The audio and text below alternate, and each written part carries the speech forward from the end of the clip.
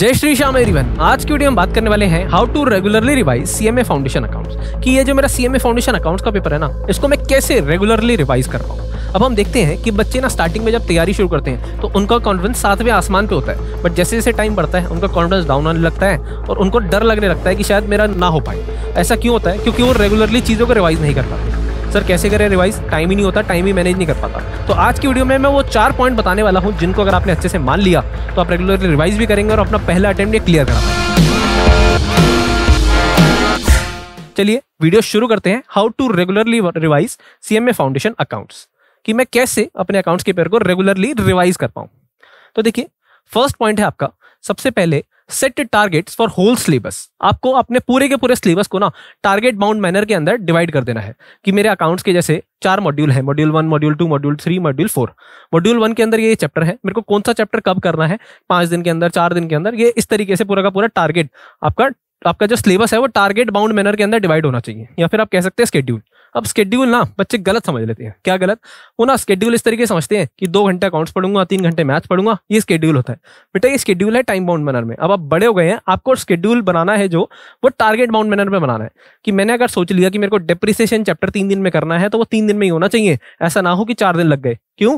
क्योंकि मैंने वो टाइम बाउंड मैनर बनाया था ना कि मैं तो 2 घंटे पढ़ूंगा रोज के, डेप्रिसिएशन 3 दिन में हो जाएगा। ऐसे नहीं, जब तक मेरा वो चैप्टर कंप्लीट नहीं होगा तब तक मेरी पढ़ाई चलती रहेगी। कोई आर्ट्स नहीं देखने आपको पढ़ते वक्त। तो बेसिकली सबसे पहला पॉइंट क्या आता है, आपको सिलेबस को टारगेट बाउंड मैनर में डिवाइड कर देना है। अपने पूरे सिलेबस को गो थ्रू करेंगे और देखेंगे कि कौन सा चैप्टर कब करना है, किस तरीके से करना है, कितने दिन लगेंगे। इस तरीके से सबसे पहले क्या करा आपने, अपने टारगेट को डिसाइड कर लिया पूरे के पूरे सिलेबस के लिए, चाहे वो अकाउंट्स हो चाहे वो बाकी सब्जेक्ट हो। क्योंकि ये तो नहीं है ना सिर्फ अकाउंट्स पढ़ने से काम हो जाएगा, बाकी सारे सब्जेक्ट भी पढ़ने पड़ेंगे। इसलिए सेकेंड पॉइंट आता है मेरा, after completing every chapter revise from notes and practice question. देखिए क्या आप क्या करते हैं, आप ना कहीं से भी पढ़ रहे हैं, चाहे आप ऑनलाइन पढ़ रहे हैं, ऑफलाइन पढ़ रहे हैं, कैसे भी पढ़ रहे हैं, आपको टीचर ने पढ़ा दिया, आपने कहा ये वाला चैप्टर मेरे को समझ आ गया, आपको समझ आ भी गया, बट जब तक आप उसे खुद से नहीं करेंगे सॉल्व, क्वेश्चन एक जो आपके मटेरियल के क्वेश्चन हैं, ICMAI मटेरियल के जो क्वेश्चन हैं वो खुद से नहीं लगाएंगे, उन जो नोट्स बनाए हैं उनको बार बार रिवाइज नहीं करेंगे, तब तक वो चीजें आपके दिमाग में नहीं बैठेंगी। तो आपको क्या करना है, जैसे ही आपको वो चीजें समझ आ गई, वो कंसेप्ट समझ आ गए, आपने क्या करना है, अपने जो नोट्स बनाए हैं जहां पर वो सारी चीजें नोट डाउन करी हैं उनसे रेगुलरली रिवाइज करना है और उसके बाद क्वेश्चन प्रैक्टिस कर रहे हैं। ठीक है जी। तो सेकंड पॉइंट क्या आता है, जैसे ही आपका चैप्टर कंप्लीट हुआ, कोई भी चैप्टर पढ़ रहे हैं आप, चाहे वो अकाउंट्स हो या कुछ भी हो, तो चैप्टर कंप्लीट होने के बाद रिवाइज करना है जो नोट्स आपने बनाए हैं और उसके बाद क्वेश्चन प्रैक्टिस करने हैं। कहाँ से? अब देखो, क्वेश्चन प्रैक्टिस आप क्या करते हैं, डिफरेंट जगह से उठा लेते हैं, डिफरेंट मटेरियल्स। आपको ऐसा कुछ नहीं करना, सिर्फ इंस्टीट्यूट का जो मटेरियल है सिर्फ वो आपको रेफर करना है। उसके अलावा सिर्फ आपके प्रीवियस ईयर क्वेश्चन या एमटीपी, बस खत्म। सिर्फ मटेरियल के जितने भी क्वेश्चन है, चाहे वो इलस्ट्रेशन हो, एमसीक्यू हो, सारे के सारे। उसके अलावा प्रीवियस ईयर क्वेश्चन एंड एमटीपीज। तो इस तरीके से पहले पहला क्या था सर, हमने टारगेट डिसाइड कर लिया। टारगेट डिसाइड करने के बाद हमने पूरे के पूरे जो सिलेबस है उसको देख लिया कि किस तरीके से करना है। उसके बाद जैसे जैसे मेरा चैप्टर होगा, चैप्टर करने के बाद मैं क्या करूंगा, क्वेश्चन प्रैक्टिस करूंगा। क्वेश्चन प्रैक्टिस करने के बाद रिवाइज करूंगा। उसके बाद क्या करना है, अटेम्प्ट करना है test on a regular basis. अब बच्चे क्या करते हैं, पूरे के पूरा सिलेबस पढ़ भी रहे हैं, क्वेश्चन भी प्रैक्टिस कर रहे हैं, बट टेस्ट नहीं दे रहे। टेस्ट नहीं दोगे तो क्या होगा, पता नहीं चलेगा कि मेरे कौन सा कंसेप्ट मेरे को आ गया है, कौन सा नहीं आया है। तो जैसे ही कोई भी चैप्टर खत्म होता है, साथ साथ उसका टेस्ट भी देना है। टेस्ट दोगे, गलतियां पता लगेंगी, मार्क डाउन करो उसे, करेक्शन कॉपी बनाओ और टाइमली बेसिस पे उनका रिवाइज करते रहो। तो देखो, एक रिवीजन कब होगा, जैसे मेरा चैप्टर कंप्लीट हुआ तब हो गया क्वेश्चन प्रैक्टिस करने के बाद। दूसरा रिवीजन टेस्ट जब दोने जाओगे, जब टेस्ट दोगे तो टेस्ट देने से पहले रिवाइज करोगे, तो दूसरा रिवीजन यहाँ हो गया। ठीक है जी। तो इस तरीके से आपने टेस्ट देना है रेगुलर बेसिस पे। ठीक है, जैसे ही कोई चैप्टर कंप्लीट होता है तब देना है, इस तरीके से।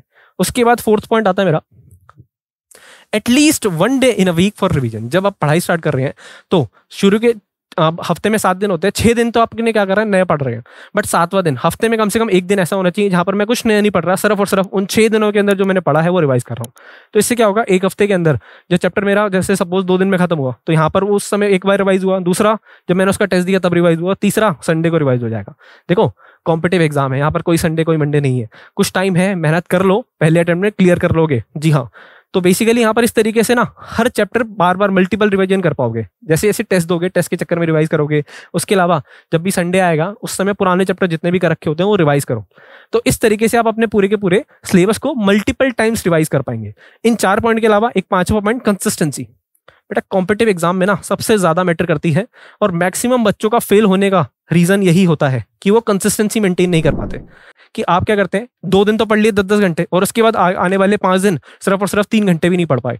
तो इससे क्या हुआ, इससे अच्छा तो ये था ना कि मैं 6 घंटे रेगुलर पढ़ पाता। हाँ, तो कंसिस्टेंसी मेंटेन करनी है, जितना पढ़ रहे हो उतना रेगुलर करो, कंसिस्टेंसी मेंटेन करो। ये 5 पॉइंट जिसने मान लिए, बेटा श्योर शॉट है कि ये वाला अटेम्प्ट आपका क्लियर हो जाएगा। पहला अटेम्प्ट हो या कोई भी अटेम्प्ट हो, ये वाला क्लियर हो जाएगा। अपने ऊपर भरोसा करिए, सेल्फ डाउट मत होने दीजिए और रेगुलरली चीजों को रिवाइज करेंगे तो डेफिनेटली आप क्लियर कर पाएंगे। उम्मीद करता हूं मेरी बातें समझ आई हैं, आपने इसके नोट्स भी बनाए हैं और इस बार का अटेम्प्ट आप क्लियर करेंगे ही करेंगे। So thank you everyone. Video अच्छी लगी हो तो लाइक करिए, अपने दोस्तों तक इस वीडियो को ज्यादा से ज्यादा पहुंचाइए, ज्यादा शेयर करिए। Thank you so much. जय श्री राम।